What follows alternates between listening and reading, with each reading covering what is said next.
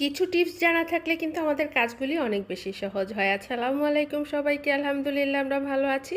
আশা করি আপনারাও ভালো আছেন। যে যেখান থেকে দেখছেন সম্পূর্ণ ভিডিওটি দেখার জন্য আমন্ত্রণ রইল। এখানে প্রথমে যে টিপসটা আমি আপনাদের সাথে শেয়ার করব সেটা হচ্ছে লেবু বাজার থেকে আনার পরে আমরা যখন নরমাল ফ্রিজে পলিথিনে রেখে দিই তাতে করে তাড়াতাড়ি নষ্ট হয়ে যায়। আপনি যদি একটা বক্সের মধ্যে পানি দিয়ে এভাবে ডুবিয়ে বক্সটা বন্ধ করে নরমাল ফ্রিজে রেখে দেন, দেখবেন যে দীর্ঘদিনেও কিন্তু আপনার লেবুটা নষ্ট হবে না। দীর্ঘদিন পর্যন্ত লেবুটা পচবেও না, শুকিয়েও যাবে না। আর পেঁয়াজ কাটার সময়, ভাজি কাটার সময় কিন্তু আমাদের নখের আঙুলের এই মাথাটা কিন্তু কেচে যায় বা কেটে যায়।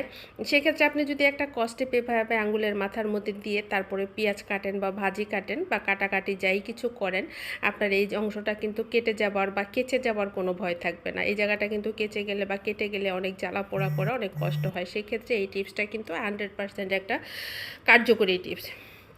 এরপরে যে টিপসটা আপনাদের সাথে শেয়ার করতেছি, অনেক সময় কিন্তু কয়েল স্ট্যান্ড থাকে না বা খুঁজে পাই না, বা এক্সট্রা মেহমান আসলে যখন লাগে তখন কিন্তু আপনি এই মাজুনির উপরেই কয়েলটা দিয়ে সারা রাত রাখতে পারেন। মাজুনির উপরে কয়েল থাকলে কিন্তু কখনোই নিভে যায় না, এবং এরপরে কিন্তু এই মাজুনিটা আপনি ব্যবহারও করতে পারবেন। আর প্যাকেটের মশলা অনেক সময় আমরা আমাদের প্রয়োজন মতো ঢেলে তারপরে বাকিটা প্যাকেটেই রেখে দিই। অনেক সময় তেলাপোকা ঢুকে যায় বা বাতাস ঢুকে যায়। সেক্ষেত্রে একটা ছুরির মাথা হালকা গরম করে তারপর যদি আপনি প্যাকেটের মাথার মধ্যে এভাবে 2 থেকে 3 বার একটু প্রেস করেন, দেখবেন যে প্যাকেটের মুখটা এত সুন্দরভাবে বন্ধ হবে।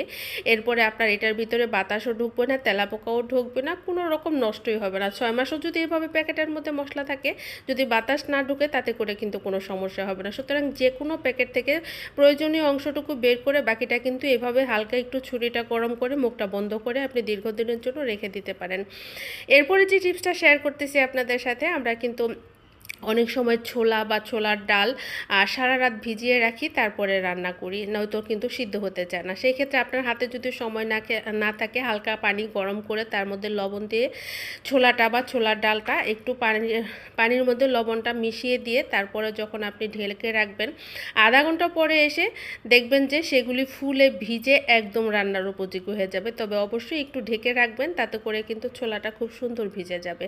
আর সাথে লবণ থাকলে সেটা কিন্তু আরও বেশি ভালো হবে। দেখেন যে আমি মাত্র আধা ঘন্টার জন্য ভিজিয়ে রেখেছি, তাতে করে আমার ছোলাগুলি কি পরিমাণ একদম ফুলে ফেপে উঠেছে। তবে হ্যাঁ, এখানে আমি যতটুকু ডাল দেখিয়েছি, আমি কিন্তু তার চাইতে আর একটু বেশি দিয়েছি। দেখানোটা একটা মিস্টেক হয়ে গেছে আমার, মানে আর যে সম্পূর্ণটা দেখানো হয়নি।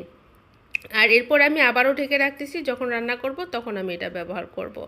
আর শুটকি খেতে কিন্তু আমরা অনেকেই পছন্দ করি। শুটকির একটা ব্যাড স্মেল আছে। আপনি যদি পানিটা হালকা গরম করে এইভাবে শুটকিটা 15-20 মিনিট ভিজিয়ে রাখেন, দেখবেন যে এটার থেকে প্রচুর পরিমাণে নোংরা ময়লা পানি বের হবে। শুটকির গায়ে যত ধরনের ময়লা পানি আছে হালকা গরম পানিতে দিয়ে এইভাবে নাড়াচাড়া করলে 10-20 মিনিট পরে, ভিজিয়ে রাখার পরে তারপরে আপনি এটাকে নর্মাল পানি দিয়ে ধুয়ে নেবেন। এর আগে আপনি এটার ভিতরে যত ময়লা আছে, মাথা আছে, ফোর আছে বা পেট আছে, সেগুলি পরিষ্কার করে নেবেন। আর ভিজানোর ফলে কিন্তু এগুলি বাছাটাও অনেক বেশি পরিষ্কার। আপনার যখন ভিজানোর আগে এটা পরিষ্কার করতে যাবেন, দেখবেন যে একদম শুকনা শক্ত থাকবে। আমি এটা ধুয়ে নিয়েছি নর্মাল পানি দিয়ে। এখন আমি এগুলিকে ছোট ছোট করে কেটে তেলের মধ্যে ভেজে তারপর রান্না করব।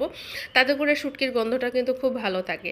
আর এই জারটাতে আমি ভাজা তেল রেখেছি। এখন এই তেলটা আপনাদেরকে পরিষ্কার করে দেখাবো যে এই তেলটা কিভাবে আমি পরিষ্কার করি। এখানে আমি একটা সেকনি নিয়েছি। আপনাদের তেলের পরিমাণ কেমন আর কোন সেকনি নেবেন সেটা সম্পূর্ণই ডিপেন্ড করবে আপনাদের উপরে। আমার এখানে যেহেতু তেল খুব বেশি না, তাই আমি এখানে ছোট একটা সেকনি নিয়েছি, একটা টিস্যু দিয়েছি, তারপরে আমি আস্তে আস্তে করে টিস্যুর মধ্যে তেলটা ঢেলে দিয়েছি। দেখেন টপ টপ করে তেলটা নিচে পড়ে যাচ্ছে। তেলটা দেওয়ার সাথে সাথেই কিন্তু একদম পড়ে যাবে না, হয়তো বা আপনার 5-10 মিনিট বা 15 মিনিট সময় লাগতে পারে। তেলের পরিমাণ বুঝে দেখেন যে কিভাবে ভাজা অংশগুলি আমার টিস্যুতে থেকে গেছে, তেলটা কিন্তু নিচে থেকে গেছে, একদম ফ্রেশ হয়ে গেছে তেলটা। এটা কিন্তু আপনি আবার ফিরার ইউজ করতে পারবেন, কোনো রকম সমস্যা হবে না। এভাবে যে কোনো পরিমাণের তেল কিন্তু আপনি পরিষ্কার করে নিতে পারেন।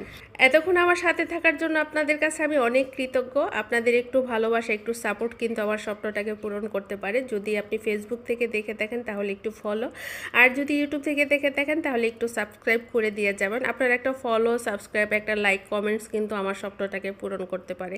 আপনার দ্বারা যদি আমার স্বপ্নটা পূরণ হয়, নিঃসন্দেহে আপনার কোনো ক্ষতি হবে না। এতক্ষণ সাথে থাকার জন্য আমি অনেক বেশি কৃতজ্ঞ। আপনারা ভালো থাকবেন, সুস্থ থাকবেন। আল্লাহ হাফেজ।